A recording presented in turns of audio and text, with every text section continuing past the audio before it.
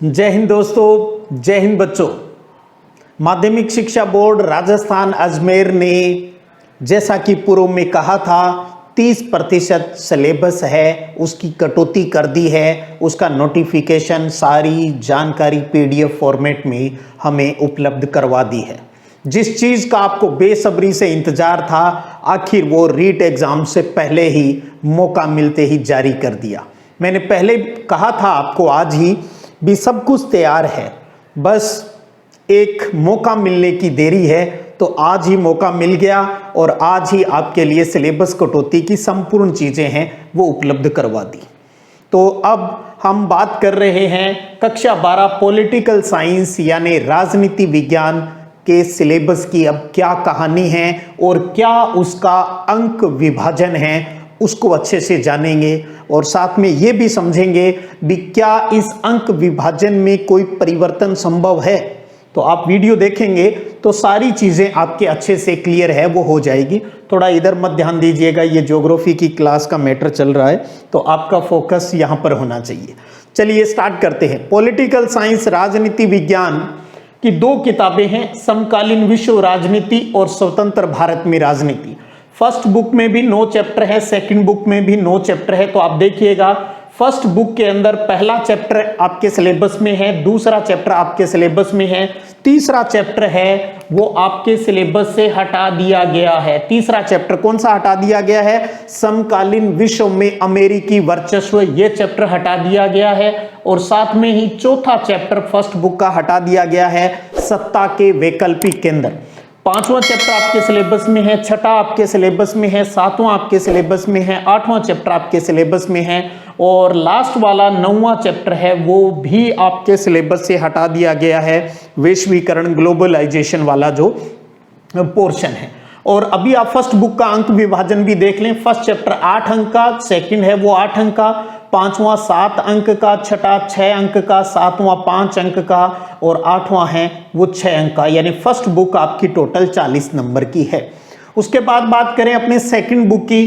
First chapter आपके syllabus में है जो 7 अंक का है, दूसरा चैप्टर आपके सिलेबस में है जो 6 अंक का रहेगा, तीसरा जो चैप्टर है ये आपके सिलेबस में है यानी जिंदा है, ये 7 अंक का रहेगा। उसके बाद चौथा चैप्टर है वो आपके सिलेबस से हटा दिया गया है, ये मारा गया है, भारत के विदेश संबंध, इस चैप्टर को हटा दिया गया है। पांचवा चैप्टर जिंदा है, आपके सिलेबस में है, ये 6 अंक का है। और छठा जो चैप्टर है ये भी आपके सिलेबस से रिमूव हो गया है, मारा गया है, लोकतांत्रिक व्यवस्था का संकट वाला जो चैप्टर है। सातवां चैप्टर आपके सिलेबस में है, ये 7 अंक का है। आगे बात करें तो आठवां जो चैप्टर है ये आपके सिलेबस से हटा दिया गया है, क्षेत्रीय आकांक्षाएं नाम से जो चैप्टर है। 9वां चैप्टर आपके सिलेबस में है, ये 7 अंक का है। सिलेबस को अगर आप पीडीएफ फॉर्मेट में देखेंगे तो 1 से 9 इसको 10, 11, 12, 13, 14, 15, 16, 17 और 18 रूप में प्रदर्शित किया गया है। लेकिन मैं आपको दोनों बुक के जो 9 के और 9 दूसरी बुक के जो चैप्टर हैं उनके हिसाब से क्लियर कर रहा हूं। फर्स्ट बुक में आपके तीसरा, चौथा और 9वां चैप्टर हट गया है। सेकंड बुक स्वतंत्र भारत में राजनीति में चौथा, छठा और 8वां ये 3 चैप्टर हट गए हैं। 40 अंक का ही यहां पर सेकंड बुक है आपकी। तो 40 और 40 80 यानी बोर्ड में आपका 80 नंबर का पेपर है वो होगा। और 20% जो अंक हैं, 20 में से 100 नंबर है वो सत्रांक के रूप में आप जो टेस्ट देंगे, आप जो होमवर्क करेंगे वो उसके 20 नंबर रहेंगे। तो 40-40 नंबर की दोनों बुक हो गई। टोटल 80 नंबर का बोर्ड में एक पेपर होगा, 20 नंबर स्कूल से सत्रांक के रूप में जाएंगे और टोटल आपकी जो मार्कशीट बनेगी पॉलिटिकल की वो 100 अंक की होगी। तो ये तो हटाया गया पार्ट और जो बच गया मरे हुए और जिंदा चैप्टर की 2022 बोर्ड परीक्षा का क्या सिस्टम रहेगा वो बात। साथ में हमने अंक विभाजन भी जान लिया। तो पॉलिटिकल में आप ये देखेंगे भी लगभग सारे चैप्टर हैं वो सेम से नंबर के हैं।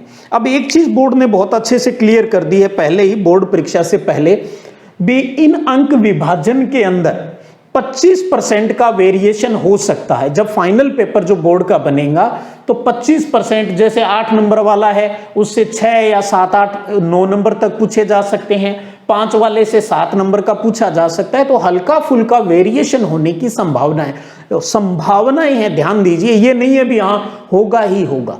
भी कल को अगर जैसे 8 वाले से 10 नंबर का आ गया तो आप ये दावा नहीं करें भी इसमें से 10 नंबर का क्यों आ गया।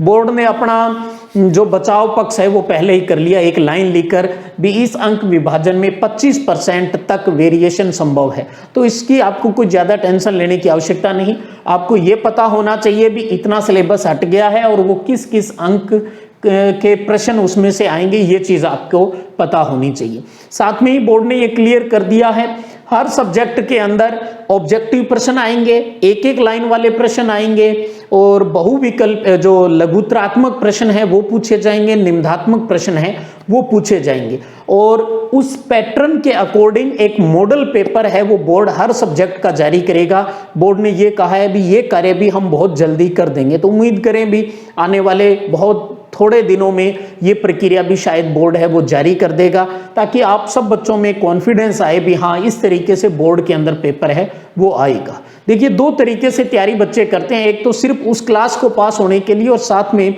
वो सिलेबस भी पढ़ते जाते हैं साथ में और थोड़ा गहराई से पढ़ते जाते हैं, क्योंकि यही चीजें आगे आपको प्रतियोगी परीक्षाओं में भी काम है वो आनी है। तो जो भी जैसे भी मॉडल पेपर जारी होगा उसकी जानकारी भी आपको उपलब्ध करवा दी जाएगी।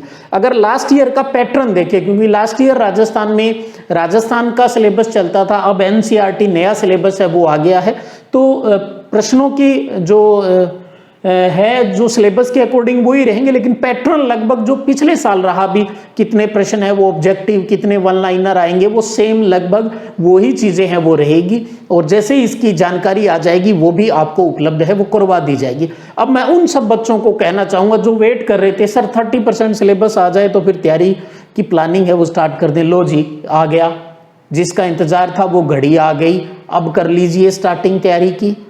और एक बार फिर समझ लीजिएगा 2022 में बोर्ड परीक्षा 100% होगी। बार बार आपके स्कूल के सब टीचर ये बात आपको ये सब कह रहे हैं, तो अच्छे से समझ गए होंगे, नोट कर लीजिएगा अपनी पाठ्य पुस्तक पर। चलिएगा फिर मिलेंगे, तब तक जय हिंद जय भारत।